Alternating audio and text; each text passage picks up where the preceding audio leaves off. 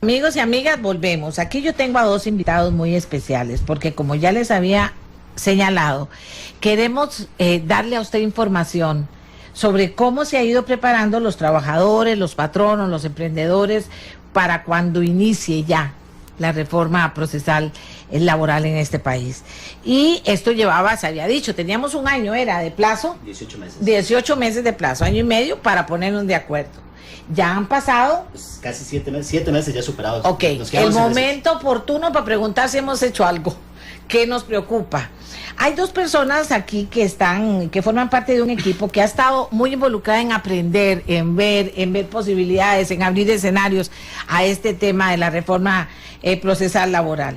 Ellos son don Marco Durante, que es máster en Relaciones Laborales y Diálogo Social de la Universidad de Castilla-La Mancha de España, máster en Derecho del Trabajo de la UNED, profesor de la Universidad de Costa Rica y de la UNED en Derecho de Trabajo, director del Consejo Nacional de Salarios, árbitro designado por Costa Rica para el TLC en temas laborales, socio director de BDS Asesores. Muy buenos días, don Marco. Buenos días, doña Amelia. Y también está don Ronald, vamos al apellido de don Ronald, que siempre se me olvida, yo soy Gutiérrez, don Ronald Gutiérrez, con nosotros. Don Ronald es máster en Derecho de Trabajo y Seguridad Social de la UNED, licenciado en Derecho de la Universidad de Costa Rica, es profesor del Diplomado de Relaciones Laborales de la Universidad de Costa Rica y director de la práctica de Derecho Laboral Público y Colectivo de BDS. Ya ustedes saben que cuando yo presento muchas cosas de las personas es porque quiero fortalecer precisamente quiénes son las personas que están aquí, y son personas que se han dedicado a estudiar. ¿Para qué? Para ayudarnos a todos a entender mejor, a los patronos, a los trabajadores, a los emprendedores. Por eso estamos esta mañana. No sé si cuál es la expectativa que tenían ustedes, los que están estudiando el proceso, de cuándo deberíamos tener algo ya caminando, y si algo ya lo tenemos. Buenos días, doña Amelia. Buenos días. En efecto, la norma, cuando se aprueba, habla de una transición de 18 meses para que entre a regir la reforma como tal, y en estos 18 meses hay tareas y asignaturas pendientes para cada uno de los sectores, y cuando ya vemos que falta menos de un año, es importante volver a tocar el tema y decir, estamos frente a la reforma laboral más importante que ha tenido el país desde que se aprobó el Código de Trabajo, y se cambia más de la mitad del código. Ahora, ¿cómo va a afectar esto a patronos? ¿Cómo va a afectar esto a los trabajadores? ¿Cómo va a afectar esto al Poder Judicial? ¿Cómo se va a organizar la defensa pública?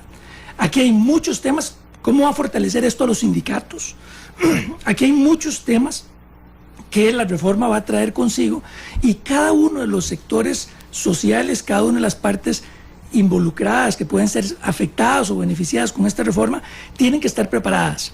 No puede ser que pasen los 18 meses de ese periodo de transición que se esperaba para que entrara en vigencia la reforma una vez aprobada y publicada, y que en 18 meses no hayamos hecho la tarea que nos correspondía.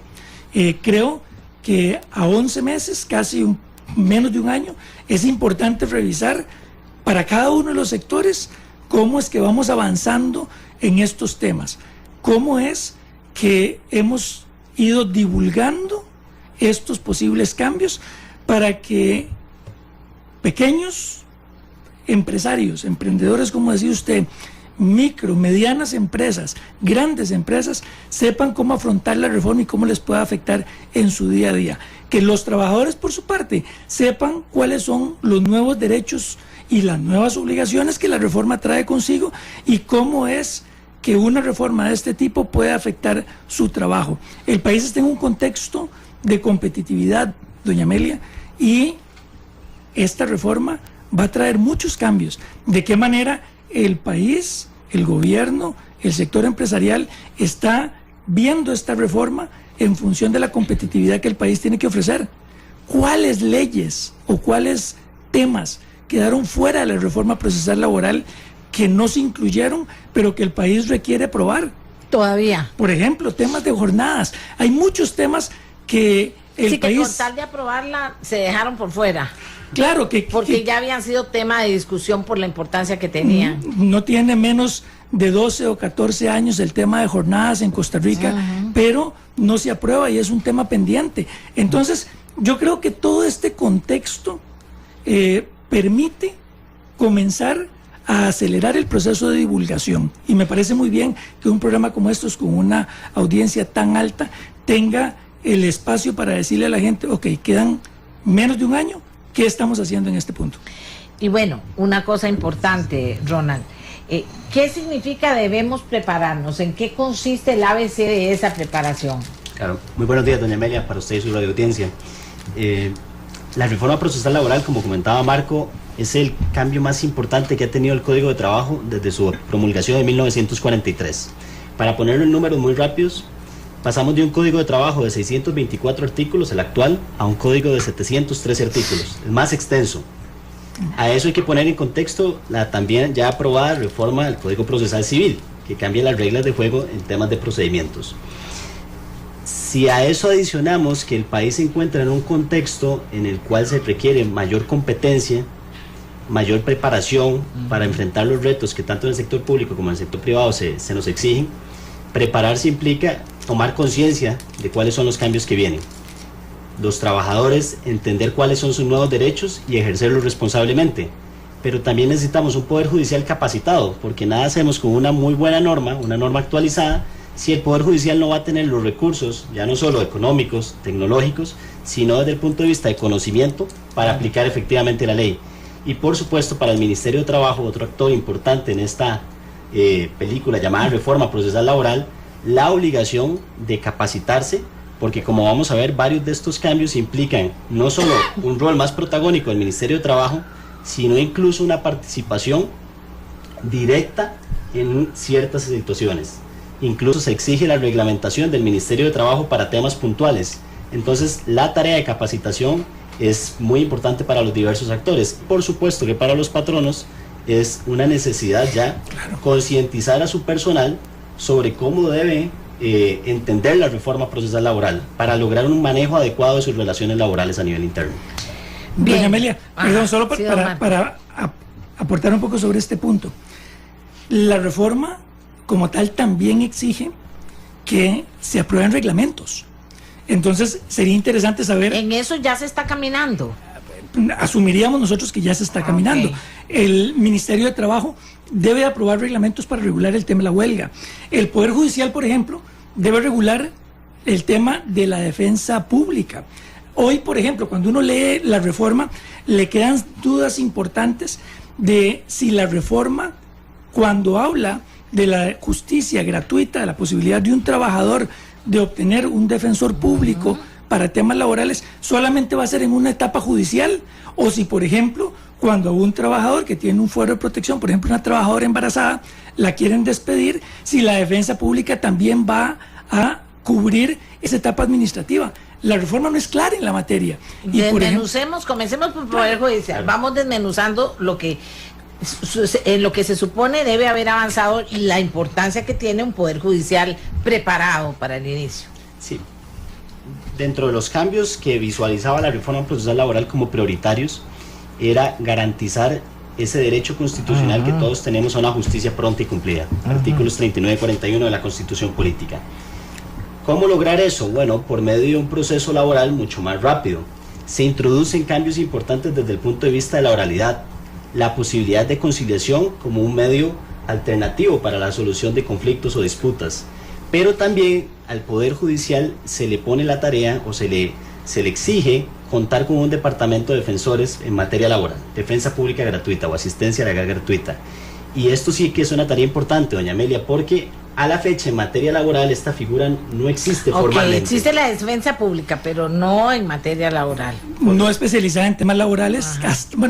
Hasta ahora ya vamos a tener formalmente defensa gratuita para trabajadores que, más o menos, para dar un número para que la audiencia pueda comprender cuál va a ser el dato, aproximadamente trabajadores que para cuando entre la reforma a regir reciban un salario menor a 875,000 colones al mes, van a tener la posibilidad de obtener justicia, defensa pública gratuita.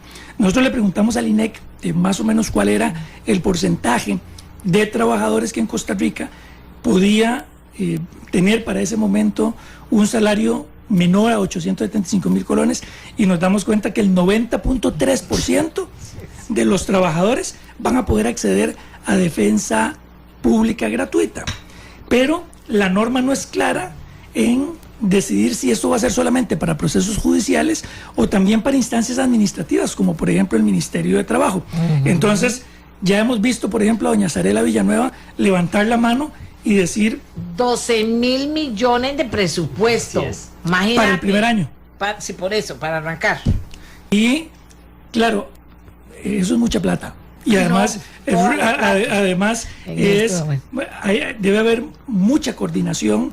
La misma ley habla de la posibilidad que cuando haya condenatorias contra patronos, el 50% de las condenatorias, de las costas, sirvan precisamente para ir pagando estos gastos de defensa pública. Hacer un fondo. Pero esto no va a llegar pronto.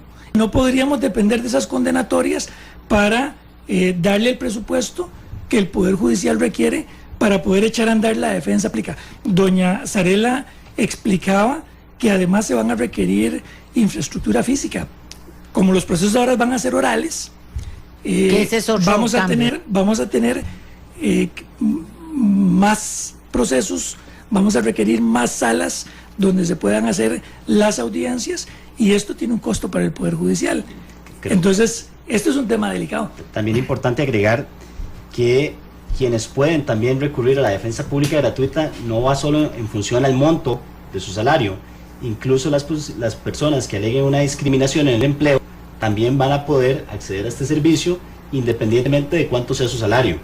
Y lo interesante de esto es que la reforma también amplía las prohibiciones de discriminación en el empleo.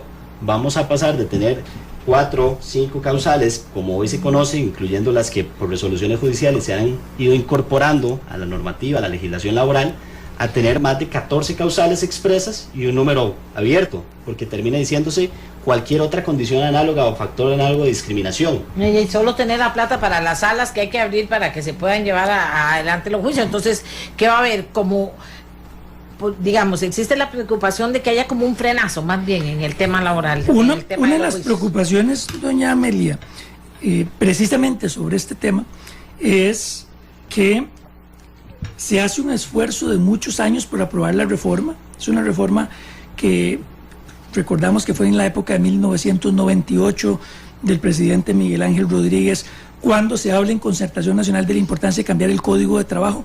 Desde esa época ya se venía hablando de la necesidad de cambiar el proceso laboral para que fuera un proceso más rápido, más expedito. Y después de tantos años se aprueba una reforma con algunos puntos todavía muy polémicos, pero ya tenemos reforma. Y una de las preocupaciones es si más bien vamos a poder dar abasto a lo que la reforma trae consigo. Me preocupa, como dice usted, doña Amelia, que por una falta de presupuesto, por una falta de preparación, entremos de lleno con la reforma procesal laboral y no podamos dar abastos. Sí. Aquí me dicen que en este momento eso lo está manejando un fideicomiso del Banco de Costa Rica. ¿Sabíamos eso? Tenemos conocimiento de que efectivamente el Poder Judicial e incluso el Ministerio de Trabajo se está preparando.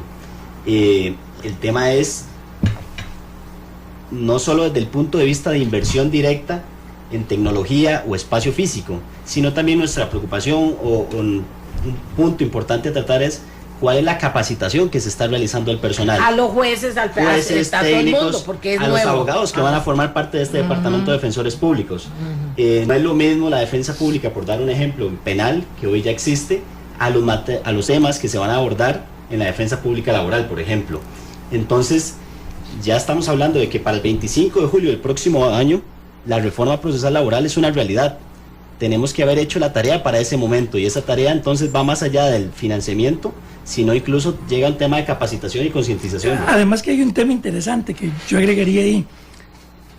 La defensa pública no la podríamos concentrar toda en San José. Jamás. Hay 7 provincias en donde también van a requerir de defensa pública, cuidado y más de lo que podríamos estar requiriendo acá en San José. Entonces es interesante saber cómo es que a través de este reglamento la Corte Suprema de Justicia ya va a comenzar a ampliar el tema de defensores públicos en todo el país. ¿Cuáles van a ser las reglas para que los trabajadores puedan optar por este beneficio? Si va a ser solamente en sede judicial o va a ser en sede judicial y administrativa. ¿Cómo va a ser la lista de espera? En fin, creo que ese, para citar solo un tema del Poder Judicial, este es un tema que, por supuesto... Y cuando hablemos de los trabajadores, también podemos señalar la expectativa que abren los trabajadores también por defender sus derechos, por hacer uso del nuevo proceso, ¿verdad? Bueno, aquí el ministro de Trabajo nos dice, es un tema complejo, pero estamos de lleno en eso. ¿Tengo a don Carlos Alvarado? Sí lo tengo. Yo quisiera como tener esa conexión directa cuando se la vayan a ver, y no tener que esperarme. Don Carlos Alvarado, ministro de Trabajo, nos llama para participar muy bien a la altura de este foro donde uno está preocupado por cómo se están preparando. Don Carlos, le toca a usted, pues, estar a la cabeza de alguna manera en este proceso tan interesante que ha ido avanzando. Dice usted, adelante, que Costa Rica lo escucha. Muchísimas gracias, doña Amelia, y quienes están participando en el panel y quienes nos escuchan. Y me alegra muchísimo que estén abordando este tema, porque es un tema fundamental. Como bien han dicho ambos panelistas, esto cambia de manera profunda la forma en que es el ejercicio del derecho laboral, lo cual nos satisface muchísimo y trae una serie de retos, ya no tanto en lo que fue la negociación de esta reforma, que como sabemos tuvo más de 12 años y tuvo un proceso complicado, pero dichosamente ya existe, sino ahora su implementación. Eso en el tema del Ministerio de Trabajo tiene al menos 3 rutas muy importantes. Una tiene que ver con planificación y ejecución tanto de recursos humanos como materiales. La reforma pone una serie de responsabilidades mayores al Ministerio de Trabajo, tanto en el tema de inspección como en el tema de resolución alterna de conflictos o negociación tanto colectiva como individual. Y como han mencionado también, incluye la oralidad de los procesos, es decir, para agilizarlos, no solamente es aquello de que se envían legajos o expedientes a los juzgados, sino que tiene que haber una presencia de quienes están haciendo el proceso judicial. Entonces ya tenemos una propuesta presentada de lo que serían los recursos materiales para hacer esta reforma de realidad. Eso implica plazas nuevas en el ministerio, esto implica ampliar la presencia territorial para procurar estos derechos a todas las personas en todas las partes del país, no solo de manera centralizada. Y eso es algo que ya se ha planificado, se está trabajando con Hacienda, dado que en el contexto fiscal actual pues tiene que ser una propuesta responsable. Y eso es una línea de trabajo grande que hemos asumido y que avanza de manera satisfactoria, pero no hay que bajar el acelerador porque ciertamente si dentro de un año esto tiene que entrar en vigencia, tenemos que estar listos en esa parte. También conlleva otra línea de trabajo, la segunda, muy importante, que en este momento la hemos coordinado con el Poder Judicial, con doña Zarela en la presidencia, también con don Orlando en la sala segunda, y con sus compañeros y compañeras, que tiene que ver con la capacitación. ¿Por qué? Porque debemos capacitar a las diferentes personas, tanto el Poder Judicial como el Ministerio de Trabajo, también a los abogados, desde el Colegio de Abogados, a los diferentes litigantes, y tanto a sector laboral como sector patronal en la ejecución ya, en lo que serían los procesos y las modificaciones. Entonces lleva una beta muy grande de capacitación. Ya en la Escuela Judicial se hicieron los primeros trabajos de capacitación a los cuales estuvo involucrado el Poder Judicial y el Ministerio de Trabajo, y también se están planificando capacitaciones regionales en ese sentido. Yo agradecer ahí a doña Zarela y a todo el Poder Judicial ese ánimo para trabajar de manera conjunta, que ha sido muy oportuno y nos llena de optimismo. Hay un tema también en los sistemas informáticos en que ellos el Poder Judicial ha accedido con una gran voluntad a apoyar al Ministerio de Trabajo para actualizar sus sistemas informáticos, para estar a tono en el momento de la entrada en vigencia de la reforma. Y una tercera beta de trabajo es la que tiene que ver con la reglamentación. Si bien está la ley, mucho de eso tiene que vertirse o traducirse en reglamentos donde se concretan cosas. Y en eso tenemos una comisión en el Ministerio de Trabajo, en la que se involucran las diferentes áreas, la Dirección de Relaciones Laborales, la Dirección de Inspección Laboral, la Relación de Asuntos Jurídicos, los diferentes cuerpos y equipos judiciales, o más bien jurídicos, perdón, de nuestro ministerio, en el cual hay un proceso de elaboración de estos reglamentos, se está trabajando en ello, obviamente también con las consultas del caso para que sea la mejor ejecución. Ciertamente hay puntos o algunos puntos que hay que llenar con estos reglamentos, pero bueno, estamos metidos de lleno en esa tarea, con el apoyo mucho de la OIT. Hay que ver que la OIT, en la reunión de Ginebra de este año anual, felicitó a Costa Rica por haber hecho esta reforma, lo cual nos satisface muchísimo, y con el apoyo de OIT, como le digo, que trabajo conjunto de el Poder Judicial, Ministerio de Trabajo, Colegio de Abogados y cada vez más organizaciones también sindicales patronales que tienen interés en el tema, hemos ido avanzando. No, como le digo, es un tema de mucho trabajo, es un tema complejo, estamos dando los pasos, no es un trabajo terminado, pero pues no quitamos el pie del acelerador. Bueno, y no lo pueden quitar, porque si no aquí se arma la de San Quintín, digo yo, ¿verdad? Digo yo. Porque en esto me parece a mí que sería interesante. Nosotros vamos a estar por lo menos cada mes, señores, si ustedes me ayudan sentándonos aquí a hablar. Pero vamos a ir reduciendo los temas, ¿verdad? Para poder ir desgranando cada tema. Por ejemplo, yo le voy a pedir a don Carlos que se venga él con 2 o 3 personas del comité de esta comisión de reglamentos y ustedes, y aquí podamos discutir un poquito dónde están las... Por supuesto. Porque también la gente les va a escribir a ustedes con inquietudes, ¿verdad? Y a nosotros. Entonces, un poquito ir desgranando. Después llamamos a la gente del Poder Judicial, a ver, para que la gente se vaya involucrando. Aquí decimos, falta un año, y los ticos, por cultura, siempre, ¡ay, falta montones! ¿Verdad? Y una semana antes todo el mundo anda viendo a ver qué hace. Sin plata esto no va a caminar. Vea que don Carlos también ocupa plata. Doña Emilia, por ejemplo, de lo que decía don Carlos, que me parece muy apropiada su intervención, y además muy claro sobre el camino que debe tomar el ministerio. Hay 2 temas que a mí me llaman la atención. Por ejemplo, el primero es que el papel del ministerio ahora con la reforma en el tema sindical va a ser distinto. Ahora, en Costa Rica, cuando se trate de un dirigente sindical que un patrono quiera despedir, este proceso de despido va a requerir necesariamente la autorización previa del Ministerio de Trabajo. Es decir, vamos a ver casos a partir de ahora donde el Ministerio de Trabajo es el que va a decidir si se autoriza o no el despido de un dirigente sindical ante una posible falta grave que amerite el despido. La presión que van a recibir la Inspección del Trabajo y los diferentes sectores del Ministerio de Trabajo por esto va a ser alta. Entonces, claro, yo esperaría que, por ejemplo, de parte del Ministerio en esta lista de tareas hay un fortalecimiento a la Inspección de Trabajo para que en casos donde haya despidos de trabajadores con fuero de protección, específicamente esta novedad de los dirigentes sindicales, sepa cómo seguir un procedimiento de estos, porque estos van a ser los casos más polémicos. Y que no pase como con la ley de tránsito, que la aprobamos y después no pasa nada, ¿verdad? Bueno, y esto para los patronos va a ser un cambio muy importante. Ahora, si a esto le sumamos que las huelgas, que fueron el tema polémico de la reforma procesal laboral, van a estar en cabeza principalmente del Ministerio de Trabajo sobre cómo va a ser la dinámica del conteo de los porcentajes, del apoyo, etcétera.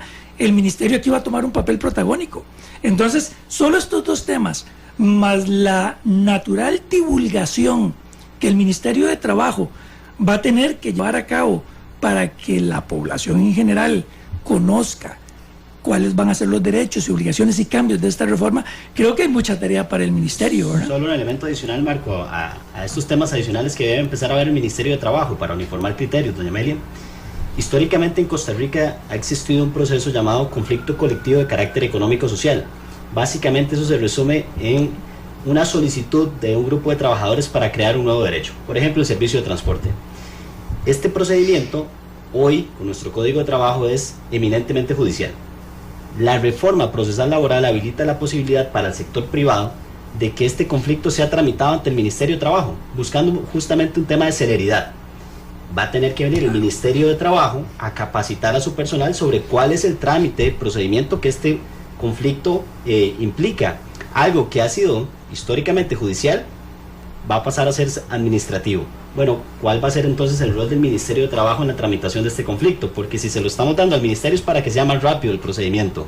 Entonces aquí también tenemos una tarea importante por parte del Ministerio. Doña Amelia, y yo creo que en esto Ronald puede aportar un poco más sobre el tema. En Costa Rica, en los últimos años, este procedimiento, el conflicto colectivo, ha sido el más utilizado por los sindicatos, porque a ellos se les da una protección, los trabajadores que están en el conflicto, de que no pueden ser despedidos bajo ninguna circunstancia, ni siquiera pagándole prestaciones, si un juez no autoriza ese despido. Ahora, estos procedimientos en el Ministerio de Trabajo, queda la gran inquietud de si el procedimiento y la autorización de despido va a ser ante el mismo Ministerio de Trabajo o si habrá que ir a donde un juez. No está claro. Por ejemplo, eso la norma no lo dice y eso tiene que reglamentarse. Pareciera que va a ser el mismo ministerio quien va a autorizar despidos. Imagínese usted el Ministerio de Trabajo autorizando despidos en procedimientos de este tipo. Esto va a ser un tema sensible. Y de ahí la importancia de que el ministerio prepare su gente. No, de prepararse todo el mundo. Claro. Aquí tienen que prepararse todos, porque ya sabemos que va a ser conflictivo, que se está empezando con un cambio y que si la gente no sabe, o sea, es ganancia toda la preparación, porque así la gente llegará a tomar decisiones y no a la carrera todos querer ir ahí para que ahí la señora en la ventanilla le diga, no, vaya usted, busque un abogado o vaya y reúnase con gente del Ministerio de Trabajo. Vamos a hacer una pausa interesante, ¿verdad? Bueno, ya les dije, cada mes vamos a estar con esto respondiendo inquietudes, pero antes tenemos que aprender. Aquí yo estoy aprendiendo también con don Marco Durante, socio director de BDS, y Ronald Gutiérrez, quien coordina la práctica de Derecho Laboral Público y Colectivo de BDS. Ellos sí se han estado preparando para conocer el tema y para ayudarnos a nosotros a conocerlo también. Ya volvemos. Estamos hablando de reforma procesal laboral.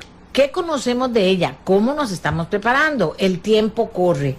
Y hay diferentes temas que se convierten en temas polémicos, por lo menos desde esta perspectiva. Sabemos que todavía falta la reglamentación, como se ha señalado aquí, y que esa puede aclarar muchísimas cosas, ¿verdad? De lo claro que sea la reglamentación dependerá que no haya problemas después a la hora de aplicar la ley.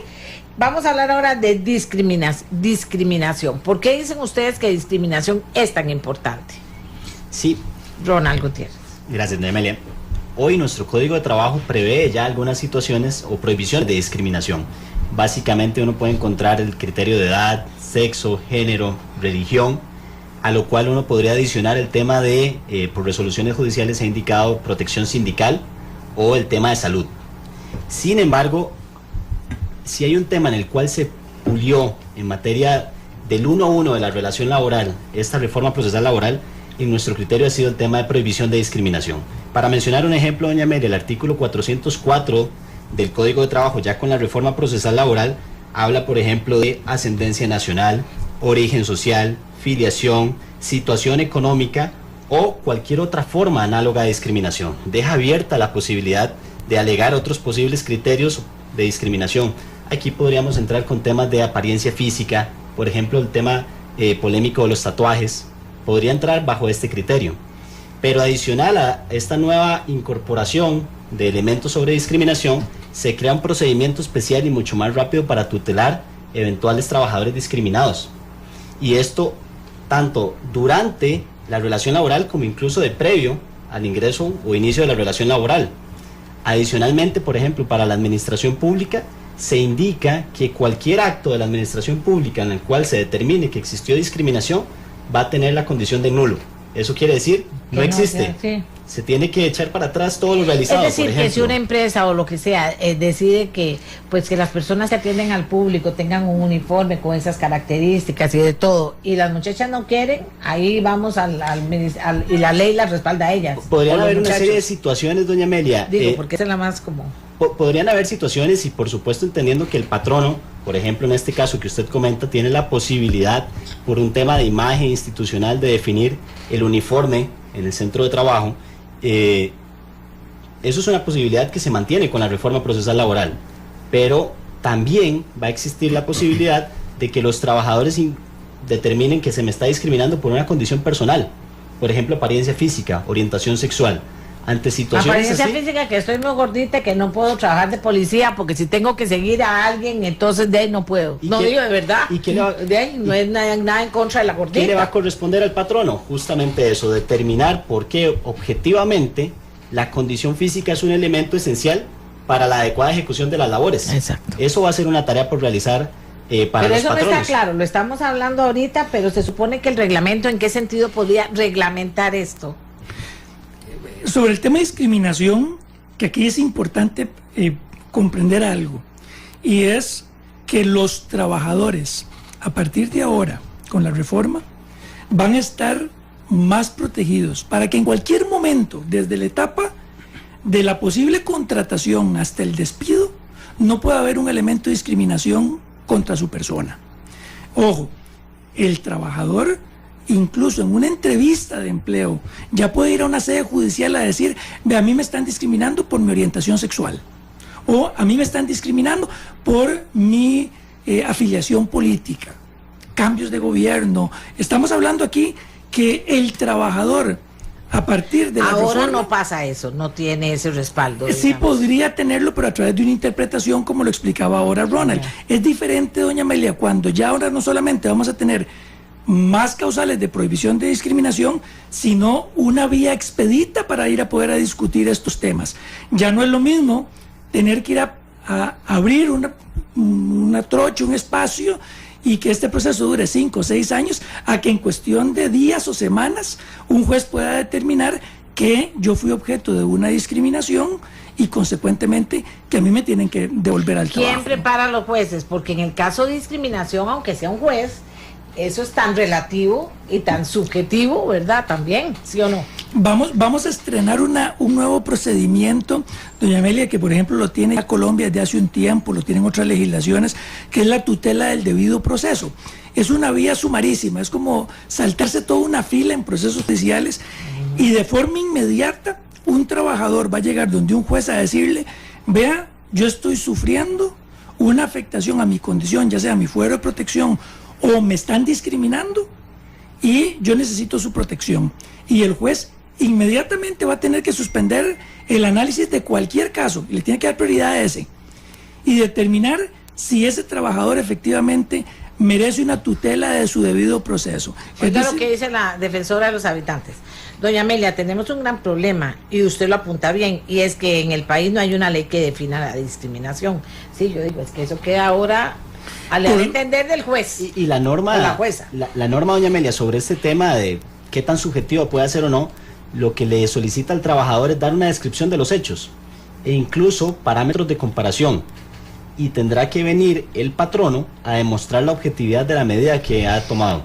Entonces, un trabajador eventualmente, si siente discriminación por su orientación sexual, podría indicar simplemente esa situación y hacer ver que a partir de que se comunicó, se dio a conocer el tema de la posible orientación sexual de esta persona, se tomó alguna represalia. Ahí el patrono tendría que demostrar la objetividad de la medida. Qué interesante que la defensora de los habitantes, por ejemplo, ya empieza a hablar de la necesidad de regular correctamente el tema de la discriminación, y vea que, por ejemplo, la Defensoría ya podría comenzar a divulgar y explicar en cuáles posibles situaciones un ciudadano podría estar frente a una discriminación por condiciones personales.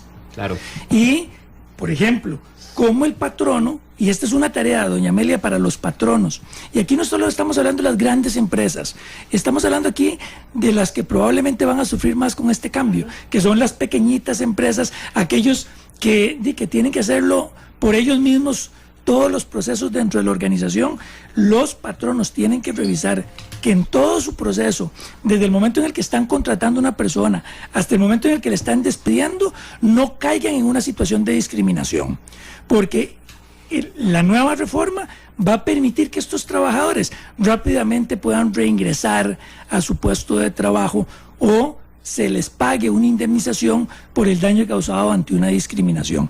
En muchas ocasiones estas situaciones se dan por desconocimiento de la ley. Entonces, ¿Qué es lo que tienen que hacer como tarea en los próximos meses los patronos y probablemente las cámaras? Yo sé que la Cámara de Industrias en esto es muy activa.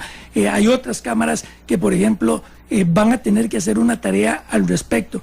Traer a sus afiliados y decirles, revisen sus procedimientos para asegurarnos que desde la etapa de la contratación, desde la etapa en la que hay un cambio en las condiciones de empleo o desde el momento en el que vamos a despedir a un trabajador, no caigamos ante una discriminación, porque en una situación de este tipo va a ser, como lo decía ahora Ronald, el patrón el obligado a demostrar que no estaba discriminando. Y esto cambia completamente los roles en materia laboral. Antes en Costa Rica, y hoy todavía, cuando un patrono quiere despedir a un trabajador, alega simplemente una decisión patronal, artículo 85, inciso del Código de Trabajo, despido con responsabilidad patronal y listo. Ahora ya no. El trabajador, cuando diga que se le está discriminando, al patrono le van a exigir que demuestre la causal objetiva del despido. Y esto cambia completamente el panorama, doña Amelia. Por ejemplo, si yo no quiero que una persona me parece que hay algo que no está de acorde con la empresa, pero eso no es, o sea, ahora yo tengo que probar que lo que yo digo es correcto. Pongamos este ejemplo. Usted es patrono y usted tiene un grupo de trabajadores y usted despide a uno de ellos porque usted quiere hacerlo y le paga las prestaciones. O porque no hace bien su trabajo. Por ejemplo, resulta que ese trabajador, si considera que él está siendo discriminado de alguna forma con la nueva protección, este trabajador va a tener la posibilidad de acudir a esta vía sumaria rápida de la tutela del debido proceso y alegar una violación a sus derechos fundamentales, y por ese procedimiento de reinstalación se le va a exigir al patrono que demuestre la razón objetiva del despido. Pero usted nunca la diferencia es que rápidamente va a saber si sí o si no. Claro, el problema es que históricamente, doña Amelia, cuando usted como patrono quiere despedir a un trabajador, usted lo hace simplemente por su propia voluntad y le paga prestaciones. Ahora no, ahora usted va a tener que decir, ve, en este caso no hubo discriminación, en este caso hubo bajo rendimiento, hubo tal razón por la que yo escogí para despedir a este trabajador entre los 10 que tenía. Pero esto es nuevo y hay que preparar a los patronos, porque hay que preparar a todo el mundo. ¿Cuántos patronos hacen evaluaciones de desempeño? ¿Cuántos patronos documentan cuando un trabajador no está dando su mejor rendimiento? Pocos. Y ahora les va a tocar a ellos precisamente tener que demostrar ante un juez que la razón del despido era objetiva y no discriminatoria, porque por ahí vamos a estrenar esta materia. Incluso, Marco, los criterios de selección del personal o el nombramiento de personal en caso de concursos, eso va a tener que documentarse muy bien de acuerdo a criterios técnicos y objetivos. Recientemente, a modo de ejemplo también práctico, se nos decía en una organización que tenían la imposibilidad de contratar personal con cierto peso. ¿Por qué? Por un tema de obesidad. De entrada, este tema, doña Amelia, suena como un poquito grosero, ¿verdad? Tendería a decir, bueno, que es subjetivo. Sin embargo, cuando se nos explica por qué, se dice, vea, es que en el espacio físico de trabajo, era una cabina de maquinaria pesada, las personas a partir de ciertas dimensiones ya tienen una imposibilidad real para conducir la maquinaria. No podrían manipular la maquinaria, más bien sería poner en riesgo su salud. Pero eso es un criterio objetivo. Justamente tendríamos que tener la certificación o el documento de respaldo por el cual ese espacio físico de trabajo no es posible que personas de cierto peso para arriba desarrollen las funciones ahí. Pero claro, una persona podría sentirse discriminada por su condición física, por su apariencia física. Tendrá que venir el patrono a demostrar esa objetividad. ¿Y qué pasa con el proceso de selección? Claro, en el proceso de selección, el patrono... Que aquí como está ahora es una cosa, ¿verdad? O sea, aquí en la selección somos ticos, aquí todo está perfecto en la selección, ¿verdad?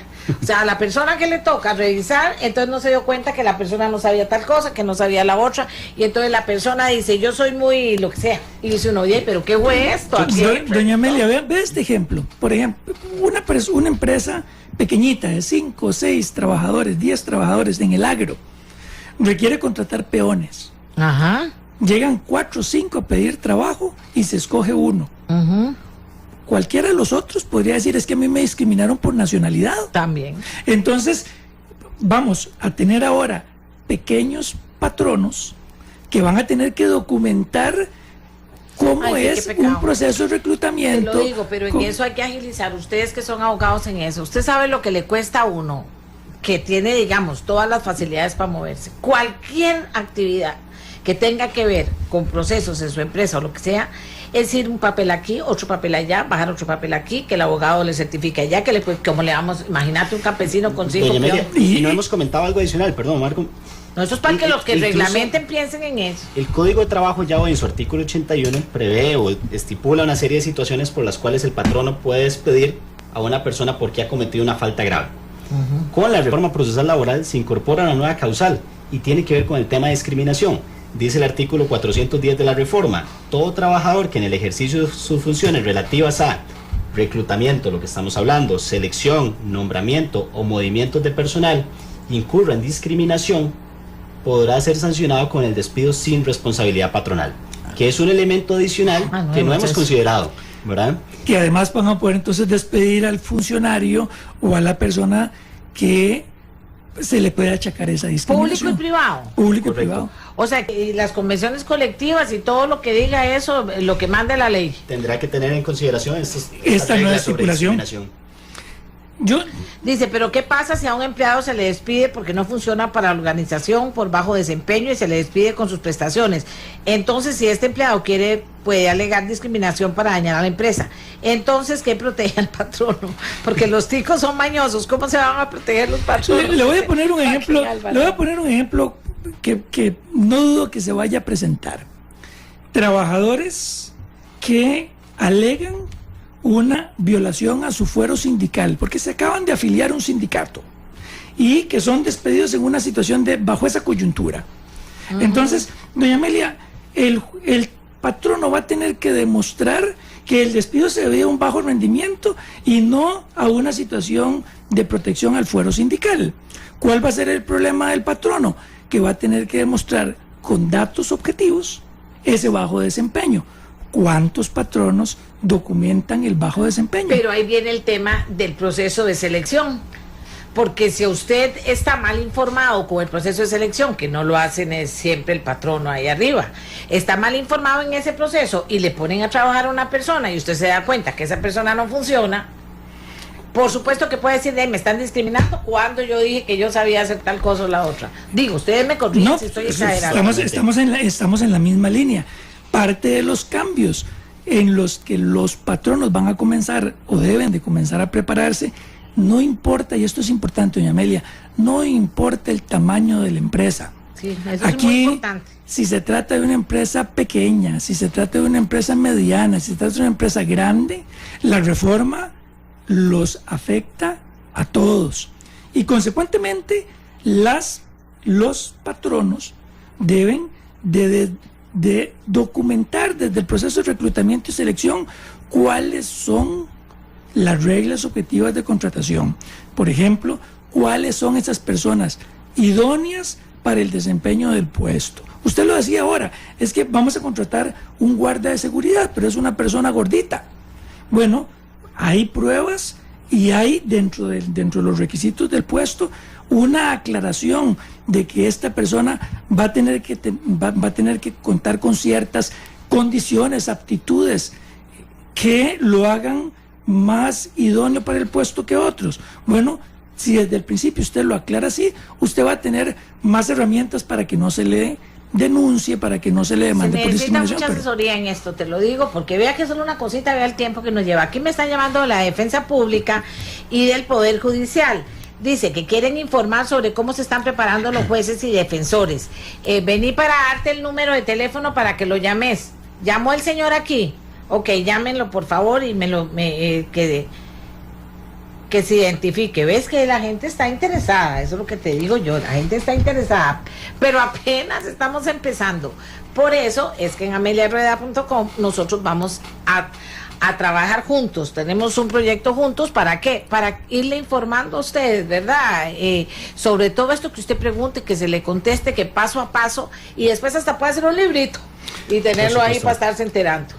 Esta información, doña Amelia, sin duda va a permitir que todas las personas, sea del sector trabajador, del sector empleador, ministerios, autoridades nacionales, puedan entender las implicaciones de la reforma procesal laboral.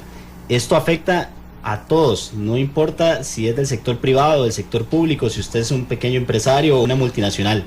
Es necesario que el 25 de julio del próximo año todos lleguemos no solo con las reglas en claro, sino ya revisado nuestros procedimientos a nivel interno, por supuesto. Con un máster en esto. Doña Amelia, nosotros comprometidos, y ya lo hemos trabajado desde hace unos meses para acá, tenemos información que en ameliarueda.com se va a poder facilitar para que las personas, los diferentes sectores, puedan saber cuáles son sus nuevos retos, cuáles van a ser sus nuevas tareas, para que en este periodo, que todavía la reforma no ha entrado en vigencia, pueda irse preparando correctamente. Lo peor que nos puede pasar es que lleguemos al 25 de julio del 2017 y no sepamos qué es lo que tuvimos que hacer en el tiempo en el que estaba la transición de la vieja ley a la nueva ley. Bueno, a mí me llegó una invitación de BDS, aquí la tengo, es que verás cómo me llegan cosas y después yo no lo encuentro, de que además están comenzando a hacer una serie de, como decir, seminarios para ir conversando con la gente sobre este tema. Sí, nosotros hemos estado trabajando en BDS con muchas cámaras, con muchos sectores, para divulgar un poco el impacto que la reforma puede tener para los diferentes sectores. Esto evidentemente no es una tarea de nuestro bufete, hay muchos otros sectores que lo están haciendo. Acá, por ejemplo, va a ser importante que el Ministerio de Trabajo, que el Colegio de Abogados, que la Corte Suprema de Justicia, cada uno abarcando el sector que le corresponde, que los mismos sindicatos puedan comenzar a decirle a la gente cuáles son los beneficios y las obligaciones que la reforma trae consigo. Nosotros hemos preparado mucha información, con ustedes incluso en ameliarueda.com vamos a estar durante este año facilitando mucha información para que entonces la gente que sabemos visita permanentemente su sitio web pueda ir preparándose y aprendiendo. Bueno, pero ustedes tienen un seminario internacional hoy, el 24 de agosto, solución de conflictos y negociación laboral. Sí. Y en esto ya van hablando de todas estas cosas nuevas. Por supuesto. Porque, oiga, internacional, viene gente de la Universidad de Cornell. Solo para que lo sepamos, la Universidad de Cornell es una de las mejores universidades a nivel mundial. Está dentro de la Liga de la Hiedra en Estados Unidos como una de las universidades top allá. Un profesor de la Universidad de Cornell va a estar con nosotros acá en Costa Rica y va a estar impartiendo técnicas de negociación sobre esta materia. Posteriormente vamos a tener un abogado especialista en temas sindicales venezolano que va a estar contando un poco la experiencia de la negociación colectiva en Venezuela y a nivel de Sudamérica, y nosotros vamos a estar aportando un poco la parte de Costa Rica. Este es un ejemplo de lo que se está haciendo. A lo último, doña Amelia, yo creo firmemente en que los diferentes sectores deben de aprovechar al máximo este plazo para que nadie se quede sin entender las repercusiones de la reforma. Sí, porque ya con lo que hablamos hoy me quedan muchas preocupaciones. Bueno, primero, obviamente, esta comisión de reglamentación es vital, la calidad, la capacidad, la preparación, la visión, todo lo que tenga, sí, porque tiene que estar muy claro, como decían ellos, porque ¿qué puede pasar ahí? Vea, con solo discriminación, yo me quedé al garete, vea, yo digo, eso está, no, en serio, digo sí, yo, claro. ¿Cómo está la cosa? O sea, no me queda muy claro. Hay muchos temas que hemos tocado que han despertado inquietud. Bueno, nos vamos a esperar, porque ya todo el tiempo que llevamos hablando, pero es que esto es así, es aprender. Mire lo que traen aquí, código de trabajo nuevo, mira muchachos, con letra chiquitica, o sea, todo eso lo tenemos que aprender todos. ¿Para qué? Para hacer el mejor uso de esta ley, ¿verdad? Porque decíamos que hacían bueno, dicen ustedes que faltan cosas que no están contempladas en la ley. Muchísimas. 3 minutos, digamos, a ver, ¿qué faltan? Enumeradas para crear más expectativa. Podríamos mencionar, doña Amelia, ya hemos comentado el tema de actualización de jornadas. Realmente el Código de Trabajo es de 1943 y la realidad económica del país demanda otro tipo de jornadas para ciertas organizaciones. También, y las presas teletrabajo, también. Entonces podemos hablar de teletrabajo. Sí. Tanto para el sector público como sector privado, tener reglas claras sobre esta materia, pero igual la reforma, por ejemplo, dejó de lado temas relacionados con el acoso u hostigamiento laboral en el empleo, lo cual es ya toda una realidad en los centros de trabajo y es importante prevenirlo. La reforma no comprende regulaciones sobre este tema. Mucho se habla también del tema, por ejemplo, de formación dual, son situaciones paralelas a la reforma procesal laboral que es necesario que el país tenga reglas claras sobre esto. La reforma, sin duda, como hablábamos al inicio, es el cambio más importante del Código de Trabajo, pero no es el único cambio que requiere la legislación laboral en el país. Entonces, es importante tomar conciencia sobre eso. Doña Amelia, con la reforma procesal laboral, la dinámica de las relaciones obrero-patronales van a cambiar. Y vamos a tener muchos cambios a los que tenemos que estar preparados. Algunas de las cosas que también quedaron por fuera, el impacto de la tecnología en el trabajo. ¿Cómo es posible que hoy las redes sociales sean un instrumento de muchos patronos, de muchos trabajadores, y nosotros no tengamos una sola regulación en Costa Rica sobre cómo debe ser el uso adecuado de las redes sociales en el trabajo? Yo creo que este nuevo espacio, este año que tenemos, nos va a servir para dos cosas.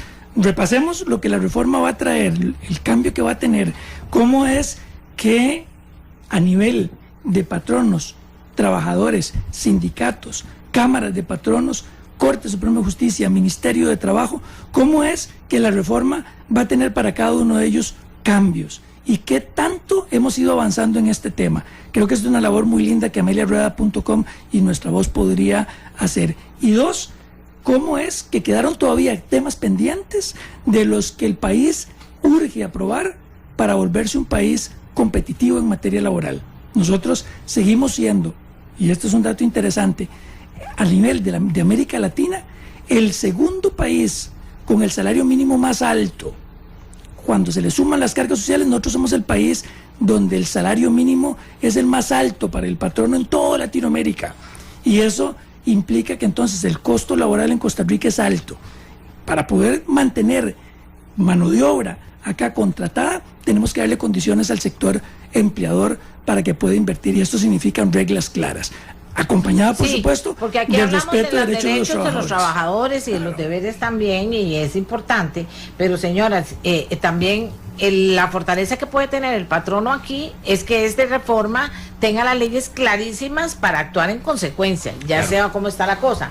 Pero si voy a actuar con leyes que no están claras, con reglamentos que no están claros, eso se vuelve contra el patrono. Sin lugar a dudas. Sí, y no hablamos del tema colectivo, quedó el tema colectivo, que es el más polémico de la reforma, para otra sesión, pero esto es para que ustedes vean que el cambio sí es muy amplio. Tengo muchísimas inquietudes. Si esto se mantiene así, podríamos en 15 días pensar sentarnos otra vez. Por supuesto. Ok, perfecto. A la orden. Vamos a ver, doña Zarela Villanueva, doña Zarela, le prometo que en la próxima va al Poder Judicial aquí con todo. Luego de eso está, les dije, no me lo lograron contactar al señor que me escribió, le pido disculpas porque no lo lograron contactar, pero ya se nos acabó el tiempo. Así que toda esta gente la vamos a tener para la próxima vez, pero vamos a ir segmentando, ¿verdad? Haciendo, ¿verdad? Vamos ya a discriminación, todavía falta montones de qué hablar, pero antes de eso yo voy a hacer algo sobre discriminación. ¿Para qué? Para que tengamos algún antecedente de cómo se está moviendo Costa Rica en ese sentido, ¿verdad? Porque uno no sabe qué siente la gente, qué es discriminación o no, o qué es discriminación, y además, en un tema de discriminación, ¿quiénes pueden ser las voces con autoridad? No sé tampoco, pero voy a pensar y voy a buscar para que podamos aprender. Yo le agradezco muchísimo a don Marco Durante y a don Ronald Gutiérrez. Ellos son de BDS y se han pasado estudiando este tema, lo van a estar desarrollando con carácter didáctico totalmente en ameliarueda.com, nos van a ayudar nosotros aquí, pero ellos además están absolutamente empapados de lo que va a pasar y pendientes de cada paso que se va dando. Así que en 15 días los vamos a tener por acá, porque tenemos muchísimas inquietudes, yo sabía, y que todavía no hemos hablado de Dios, pero en fin, ahí vamos a ir poquito a poco, pero de lo claro que esté la reglamentación, y con eso me voy, de lo claro que esté la reglamentación, será una ley justa. Muy bien. Porque una ley que no esté clara es injusta, y en este caso será injusta para los patronos. No es que estoy defendiendo a los patronos, pero ya los patronos son los que dan trabajo, entonces que haya una ley justa, ¿verdad? Que los patronos sepan cuáles son las reglas claras, se preparen para eso y actúen en consecuencia. ¿Les parece? Claro que sí. Hacemos una pausa y ya regresamos.